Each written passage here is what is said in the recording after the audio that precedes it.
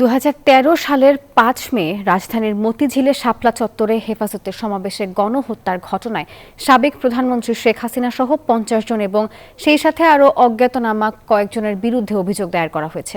মঙ্গলবার আন্তর্জাতিক অপরাধ ট্রাইব্যুনালের চিফ প্রসিকিউটর বরাবর হেফাজতে ইসলামের নেতা জুনায়েদ আল হাবিব এই অভিযোগ দায়ের করেন। এর আগে মুফতি হারুন ইজহারের পক্ষেও ট্রাইব্যুনালে আরেকটি অভিযোগ দায়ের করা হয়। অভিযোগে শেখ হাসিনা ছাড়াও সাবেক পুলিশ প্রধান বেনজির আহমেদ, সাবেক সেনাপ্রধান আজিজ আহমেদ, ট্রাইব্যুনালের সাবেক প্রসিকিউটর তুরিন আফরোজ, সাবেক প্রধানমন্ত্রীর প্রতিরক্ষা বিষয়ক উপদেষ্টা তারিক আহমেদ সিদ্দিকী সহ সংশ্লিষ্টদেরকে আসামি করা হয়েছে। হেফাজত নেতারা অভিযোগ করেন, শান্তিপূর্ণ সমাবেশ চলাকালে ব্ল্যাক আউট করে আইনশৃঙ্খলা বাহিনী তাদের উপর অতর্কিত হামলা চালায়, গুলি করে হত্যা করে শতাধিক মানুষকে। এই ঘটনার সুষ্ঠু তদন্ত করে দোষীদের দৃষ্টান্তমূলক শাস্তির দাবি জানিয়েছেন হেফাজত নেতারা।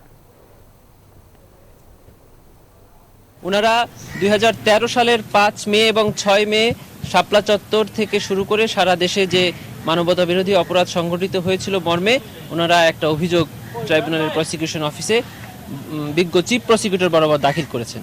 অভিযোগটা আমরা গ্রহণ করেছি। এটি তদন্তের জন্য আমরা ইতিমধ্যে পাঠানোর প্রচেষ্টা শুরু করে দিয়েছি। আজকে আমরা আন্তর্জাতিক অপরাধ ট্রাইব্যুনালের কাছে আসছি।